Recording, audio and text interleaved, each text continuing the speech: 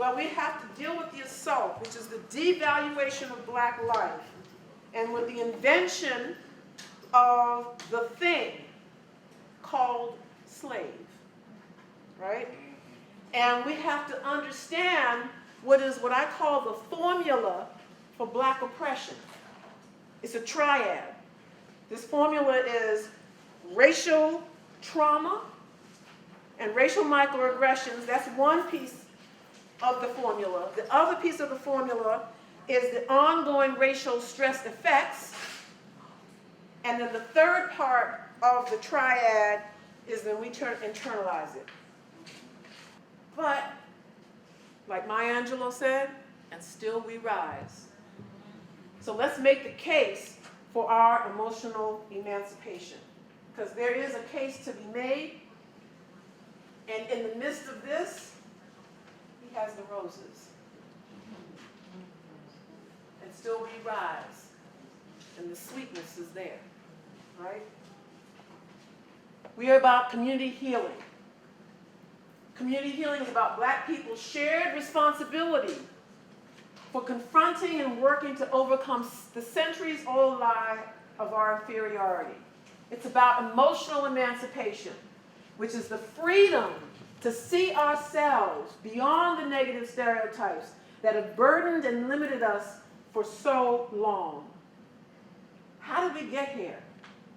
This is Ferguson. How did we get here?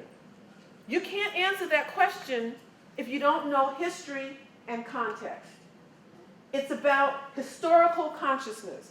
This is a history lesson that is not taught in our schools. We got to start demanding that the truth be told. Our history in real time. We have spent 246 years in the condition of enslavement. We have had 149 years out after emancipation, right?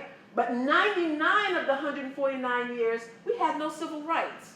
So in truth, we've only had 50 years really out of the condition of not being equal citizens in this country. That's barely a generation. So when somebody tells us get over it, absolutely, as soon as we get out of it. Okay? One generation doesn't cut it. The other thing that we have to appreciate is, look at how much time we have been in the condition and the role and the consciousness of enslaved versus free. We know more about what it means to be in this less than human condition than out of it. You don't make up for all of that in this, right? 7 basic things we need to know in our journey toward emotional emancipation. We have to understand racism and racial microaggressions. We have to understand racial stress. We have to know what psychological trauma is, as well as historical trauma. We have to understand what is internalized racism.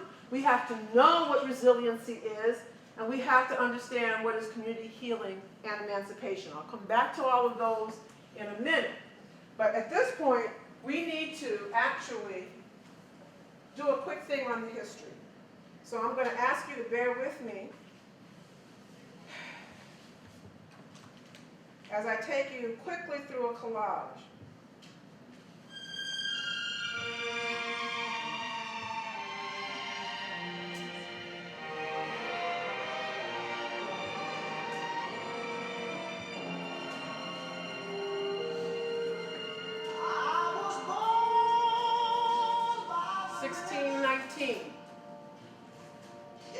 This is our history timeline. Our entry into the shores of this place. Actually, we had been here before, but as free people. We came into Jamestown. Less than human. Were we slaves or were we enslaved? Is it a noun or a verb? Is it a status or an action? We have been socialized to see it as a noun and as our identity. But that's part of the lie. We were not slaves. We were an enslaved people. We were enslaved. That requires an action and a dynamic. And if you have the enslaved, you have enslavers. You have systems and structures and processes. We were never slaves. We were prisoners of war. We have to start thinking in those ways if we're going to have a conscious understanding of what it is we're dealing with. Labels matter. We have the slave codes. If the slaves resisted, the enslaved people resisted the master, he can kill his slaves free of punishment. Does that sound familiar? Okay, if you don't know your history, you think something's amiss now. What we're seeing today is grounded in history and structure. 3/5 compromise, the Philadelphia Convention. We were counted as 3/5 of human being for the purposes of representation, because it's all about dollars and cents. Then we had the Fugitive Slave Act. It was a law criminalizing us and anyone for helping us practice survival and human agency. Now let me think about this. Somebody wants to actually bring charges against Michael Brown's stepfather for inciting a riot because he was angry when right. Well, what he was doing, if you unpack it, was saying we have to do something to survive as a people. We have to have agency, right? And now we're going to bring charges against him. Cotton production. By 1840, let's be clear, it's all about economics. 59% of U.S. cotton exports were based on labor from human trafficking. We were not slaves. Today, everybody's talking about human trafficking. America is an expert at human trafficking. But they never described our condition and what they did to us as human trafficking. Labels matter. Emotional emancipation requires calling it what it is. Then we have the Compromise of 1850, the second Fugitive Slave Act. And this strengthened the first one by requiring citizens of any state, whether you were a slave-owning state or not, to assist in the capture and return of runaway slaves. Snitches and drug sentencing. Getting people to turn on other people. Getting people to turn against one another, whether you had something to do with or involved in something or not. Lynching. 3,446 black lynchings occurred from 1882 to 1968, and that included men, women, children. Our lives did not matter then. Why should we think it's mattering now? Nothing has really fundamentally changed in the culture of the society. You got to understand the difference between the culture of the society and what the illusion of the democracy and the laws of the society are. What's in the consciousness of the society, right? And most people don't know that the last recorded one wasn't back in the 1800s, it was in 1981. Why? Because a jury said this man was not guilty of killing a white police officer, and the KKK said, oh, hell to the no. He's guilty. We're taking the matter into our own hands. So we have folks being found guilty and their lives taken on a regular basis. What do you think was happening with Eric Garner? Dred Scott versus Sanford, 1857. This is really important for here. Ferguson. In the Dred Scott decision, the Supreme Court said that blacks are so inferior that they have no rights which the white man is bound to respect. So why are we confused when we have grand juries coming back saying no indictment? They don't have to respect us. We have no rights. Nothing that's happening today has not already been forecast and established in the history of this country. 10 years later, he passes and is buried right here in Calvary Cemetery on West Florissant Avenue. In fact, we believe in ABSI and CHN that Ferguson is being nudged by the ancestors and the spirit of Dred Scott, who said, enough is enough. You can handle this. We can deal with this.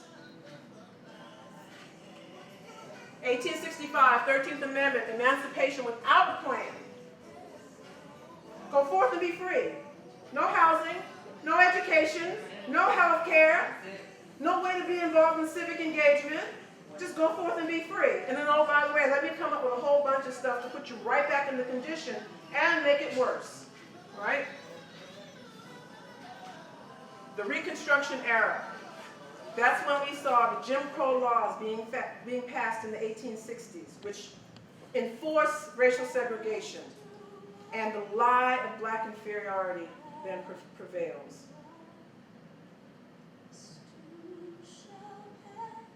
We thought, our ancestors thought, that they had turned a corner with emancipation. And then you had the militaristic organization that terrorized us for decades using violence and murder. You had the convict leasing, enslavement by another name. This, in fact, is considered one of the most exploitative, vicious labor systems in American history. And among other things, we also had the black codes to deny our rights. We had no rights to testify against whites, no right to serve on juries, no right to vote, or start a job without the permission of your previous employer. Plessy versus Ferguson, reaffirming that we are less human and not do the same rights and privileges as others. So why do we think we should have rights now with this grand jury when our history has shown us repeatedly that it has not figured this out? And then you had Tulsa in 1921. And what happened here? Whites attacked a black community in Tulsa. And this community was known as the Black Wall Street. And it resulted in the wealthiest black community in the U.S. to be burned to the ground. And then Tuskegee. Let me pretend to treat you and then watch what happens to untreated syphilis for all of these years. But trust America. And then we had Brown versus the Board of Education. And you say, well, that's a good thing. Well, that was supposed to help us have equal education, right? The problem is that there are some parts of this country now where the segregation in public schools is worse than it was before Brown versus the Board of Education. And it's not just in the South. You can go to parts of California, and the segregation is worse. And the quality of education is worse. And then you had Emmett Till, 14 years old, beaten, mutilated, shot, and dumped in the Mississippi River. That same year, who refused to give up her seat? Rosa Parks. Birmingham, church bombing, 1963, killing 4 young black girls by the KKK. Bloody Sunday, civil rights activists brutally beaten and attacked in Selma, peacefully marching. And what did the police use? Tear gas, billy clubs, whips on peaceful protesters. So the police reaction here, you see, if you understand the history, you do more than understand the present. You're prepared for it, right? And then you had Malcolm X's assassination, the Watts riots that led to 34 deaths. And South LA, by the way, has never fully recovered. Dr. King, in 1968, killed.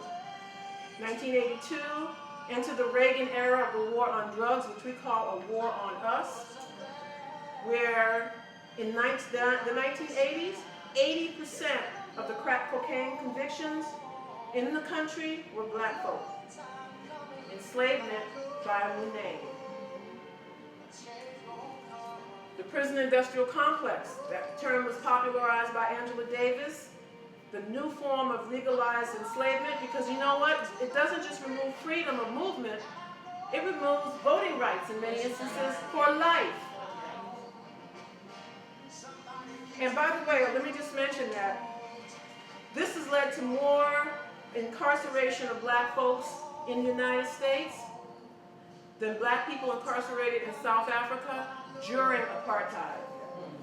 So when we were busy walking around protesting for freedom in South Africa, we didn't realize it was worse here because we took the blue pill. And then you had the murder of Amadou Diallo, the investigation in 2001 of the lands stolen from black farmers, 406 cases, 24,000 acres, tens of millions of dollars stolen right out from under them.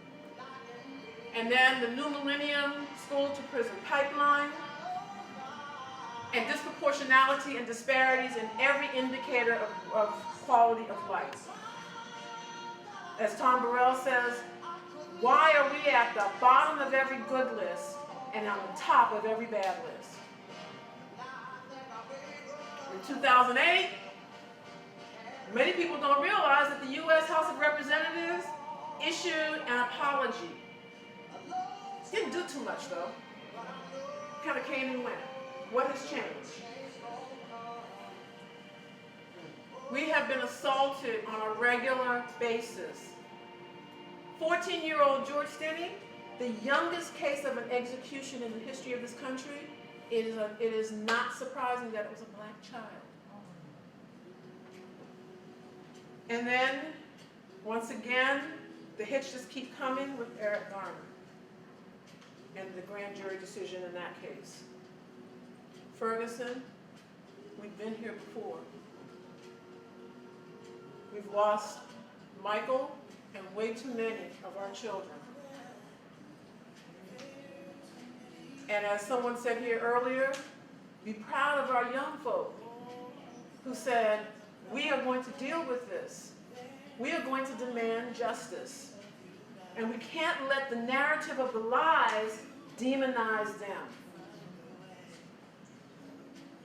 We need answers, not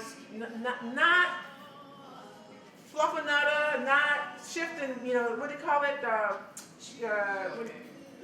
Shifting bait, what is that? The shell game with black switch and bait, thank you. I knew there was we don't need no more switch and bait. We need real answers and we need real change. But the first change that has to happen is inside of us. How many Michael Browns must we endure? The trend continues after his passing with Tamir, Akai, Darren. But we can move into the future. 2019, we want to have a critical mass of black people in the U.S. engaged in the grassroots movement for emotional emancipation, healing, wellness, and empowerment. By 2020, as a people, we are working diligently to see ourselves in a whole new light and determined to reach our full potential. By 2020, we can deal a death blow to the lie. And why did I show you all of this? Why did we want you to see this? Because this is not post-traumatic stress. This is ongoing trauma. We have never had a moment where they let up. We've never had a moment when the process has not been assaulting us. So, the work that needs to be done is deep and profound as a result. We're dealing with multi-generational trauma, continued trauma, racial stress, internalized racism. We're dealing with the lie, right? The lies. we saw the whole list, that we have nothing of value or worth, that our homeland is primitive, that our lives are not valuable, that we don't have the worth of equal rights and fair treatment. Lies about our people, our humanity, our hair, our skin, our physical features, our culture, our intellect, our morals, ethics, etc. And it contributes to health problems, mental health problems, academic performance problems, incarceration problems, because sometimes we collude with the lie and put ourselves in positions to be swept up into that system, right? And it makes it difficult for us to come together to effectively meet the challenges. It's the lie that tells us that we're not beautiful, lovable, intelligent, capable, and as worthy as others. If you Google tonight, when you go home, images for black people, just put black men in Google images. This is how the world sees us. Black women, this is how the world sees us. But remember what I said, at some point, you take it and it becomes you. This is how a teenager in Inglewood, California, 17 years old, how she sees herself. She had as many opportunities to select positive, nurturing, uplifting images. This is how she sees herself. And this is how the brother in Inglewood, also 17 years old, saw himself.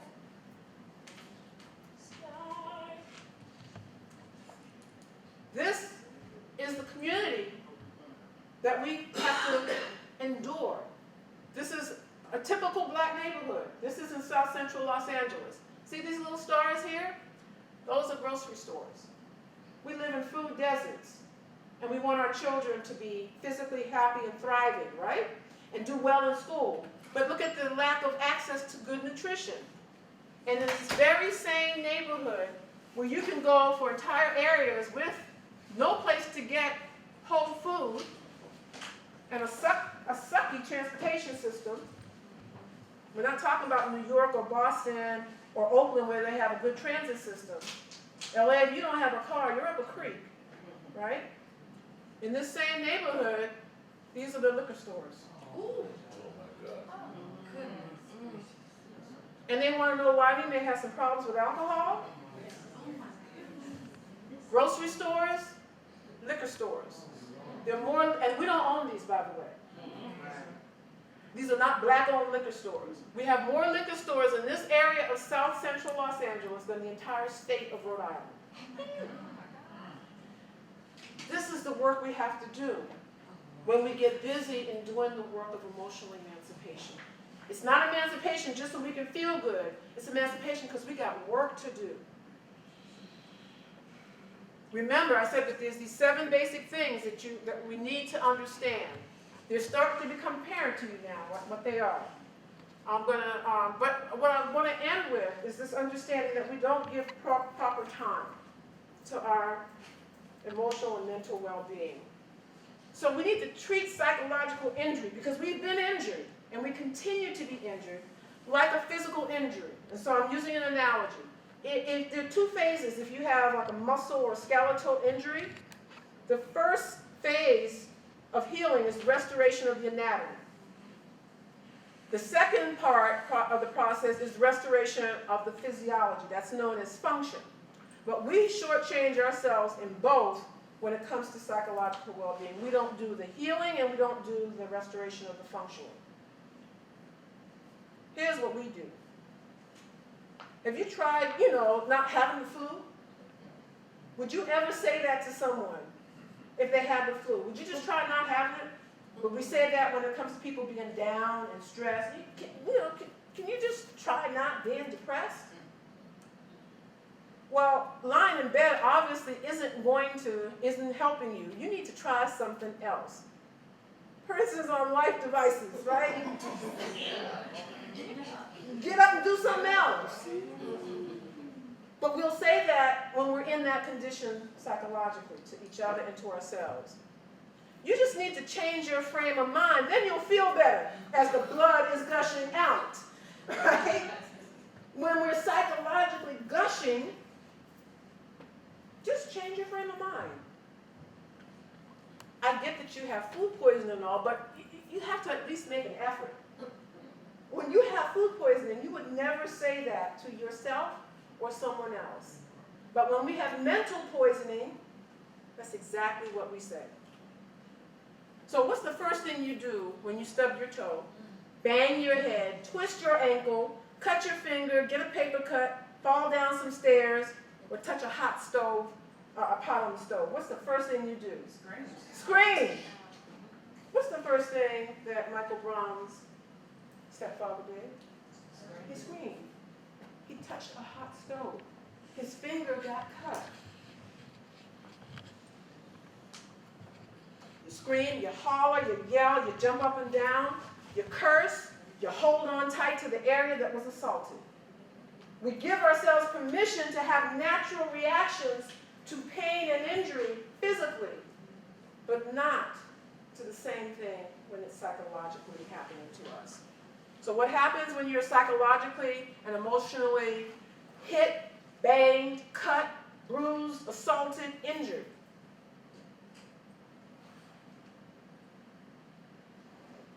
We experience racial stress, and we carry it around with us.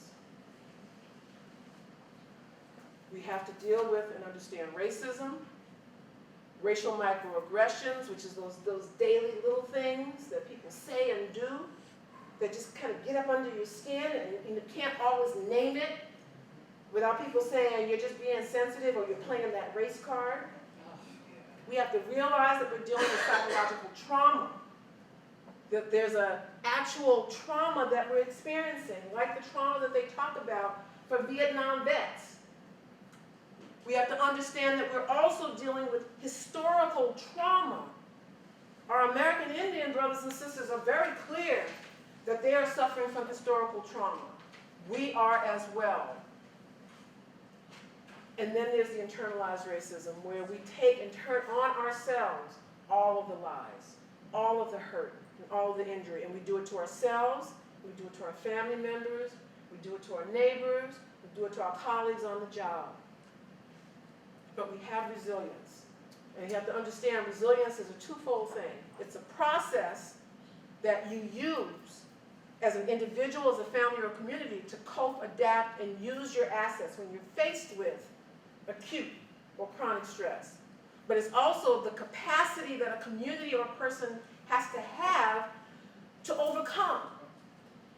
So where is our capacity as a community to overcome this? Because at the end of the day, remember, we're relational people. We don't do any of this alone. That notion about the rugged individual in America, that is a myth. No one person has ever accomplished anything in life by him or herself. So we need to stop acting like we can do that. But then, what is our strategy, right? And we need to do community healing. And what is emotional emancipation, as I wrap this up? It's identity and a firm sense of self-esteem. It's freedom from any and all toxic ideas about the inferiority of black culture. It's freedom to see ourselves beyond the negative stereotypes that have burdened and limited us for centuries. It's about healing the 400 years of trauma from enslavement and the ongoing assaults to our humanity. It's about regaining our community capacity to be in community and then to do community. And they're two different things. We're being in community now. We're seeking support and comfort from being together. At some point, we need to do the work, like a community organizer does, to build up and strengthen our community, to have those after-school programs for our kids, to have those new policies that are going to impact housing and healthcare and policing, right? And we need safe spaces so that we can, when we're having those bad race days, I just got to get it out. I got to get it out. I got to get it out. As they say, or as Maya Angelou said, you may write me down in history with your bitter, twisted lies. You may tread me in the very dirt, but still like dust, we rise. Black lives matter.